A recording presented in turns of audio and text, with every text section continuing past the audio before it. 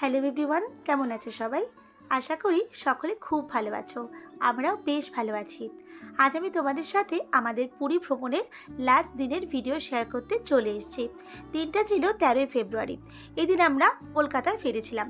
তো সেদিন সকালে আমরা প্রথমেই চলে গেছিলাম বিচের ধারে। তো আমরা সকাল 7টা নাগাদ হোটেল চেক আউট করে বেরিয়ে পড়েছিলাম। তোমাদের মনে হতেই পারে যে এত সকালে কেন হোটেল চেক আউট করলাম। আসলে পুরী আসার বেশিরভাগ ট্রেনেই রাতের, তাই ভোরবেলা ওই ট্রেনগুলো পুরীতে এসে পৌঁছায়। সেজন্য পুরীর বেশিরভাগ হোটেলের চেক ইন টাইম হলো সকাল 8টা আর চেক আউট টাইম হলো পরের দিন সকাল 7টা। সেজন্য আমরা আর মাত্র কয়েক ঘন্টার জন্য হোটেল রুমটা আটকে রাখিনি, আমরা চেক আউট করে একেবারে বিচের ধারে চলে এসেছি। এবার আমি তোমাদের সাথে শেয়ার করছি সকালের মিষ্টি আলোয় এই বিচের ধারটা ঠিক কেমন দেখতে লাগে। সত্যি বলতে আমার কিন্তু খুব সুন্দর লাগছিল, তাই আমি বেশ কিছু ভিডিও করছিলাম। এই পৃথিবীতে এমন অনেক জিনিস আছে যার সৌন্দর্যকে কোনো শব্দ, বাক্য বা কোনো কিছু উপমা দিয়ে ডেসক্রাইব করা যায় না। পাহাড় আর সমুদ্র এমনই দুটো জিনিস।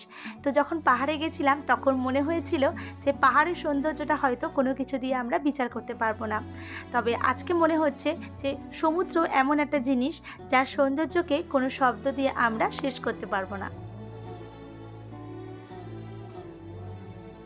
আমার বরমশাই তো বালির উপর আমার আরও নিজের নাম লিখেই ফেললো, যদিও এটা ক্ষণিকের জন্য, কেননা এরপরে একটা ঢেউ এসে এগুলো ভাসিয়ে নিয়ে যাবে। তবুও যতক্ষণ দেখতে পাচ্ছি ততক্ষণ কিন্তু বেশ ভালো লাগছে। এবার আমি তোমাদের সাথে সকালের নরম রোদে এই সমুদ্রের ঢেউয়ের একটা ভিডিও ক্লিপ শেয়ার করছি, আর এর সঙ্গে আমি কোনো ভয়েস ওভার দিচ্ছি না।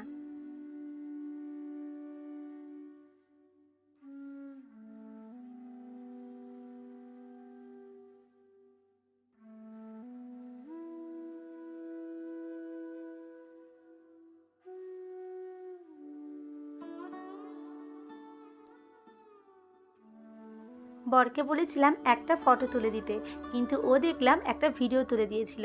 তো তখন মনে হয়েছিল যে কি জানি কেমন আসবে, কিন্তু এখন দেখছি বেশ পছন্দ হয়েছে, তাই ভাবলাম তোমাদের সাথে এই ভিডিও ক্লিপটা শেয়ার করি। এরপর বরের আবদারে একটা স্লো মোশন ভিডিও বানিয়ে ফেললাম। তোমরা দেখে জানিও ভিডিওটা কেমন হয়েছে। শুধু ভিডিও বানালে হবে, খেতে তো হবে নাকি? তো সকালে আমরা লুচি আর ছোলার ডাল দিয়ে ব্রেকফাস্টটা সেরে ফেললাম। ব্রেকফাস্ট করে নেওয়ার পর আমরা চলে গেছিলাম তন্তুজে। এখান থেকে আমি একটা বেড কভার কিনেছিলাম উইথ পিলো কভার। তো এটা আমার বেশ পছন্দ হয়েছে, তোমাদের সাথে এটা শেয়ার করে নিচ্ছি। এই যে ব্ল্যাক কালারের বেড কভারটা তোমরা দেখছো, এটাই আমি নিয়েছিলাম। এটার দাম পড়েছে 850 টাকা। এরপর আরও কিছুক্ষণ বিচের ধারে কাটানোর পর আমরা চলে এলাম দ্বিতীয়বারের মতো ব্রেকফাস্ট করতে। এটা ব্রেকফাস্ট বলে না সেকেন্ড বলে আমি জানি না। তো যাই হোক, আমরা ডিম টোস্ট খেয়ে নিয়েছিলাম, আর আমি একটু ভিডিও করছিলাম। তো ওই দাদা ভাবছিল আমি বোধহয় রান্না পারি না, সেই জন্য আমি ওনার রান্না দেখে বোধহয় ভিডিও করে রাখছি যাতে পরে রান্না করতে পারি। তো ব্যাপারটা আমার একটু মজা লেগেছে। তো যাই হোক, যে যা ভাবে ভাবুক, আমি ভিডিওটা করছিলাম, ওনার এই প্রসেসটা আমি একটু ফলো করব মনে করছিলাম। তো দেখলাম আমি যেরকমভাবে বানাই মোটামুটি ওরকমই। আর আমি মনে করি প্রত্যেকটা মানুষের কাছে কিছু না কিছু শেখার আছে, হয়তো আমি এনার কাছ থেকে নতুন করার প্রসেসের জিনিস শিখতে পারবো, সেই জন্যই মেনলি ভিডিওটা করছিলাম। এরপর আমরা দুজনে দুটো ডাব খেয়ে নিয়েছিলাম, আর তারপর সেখান থেকে আমরা বেরিয়ে গেছিলাম, কারণ আমাদের সময় হয়ে গেছিলো ট্রেন ধরার। আমরা মোটামুটি 11টা 10-15 নাগাদ ওখান থেকে বেরিয়ে গিয়েছিলাম।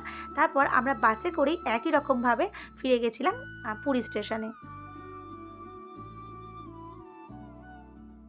তোমাদের আগের দিনই বলেছিলাম যে বাসে করে আমাদের খরচ পড়েছিল দুজনের মোট 30 টাকা।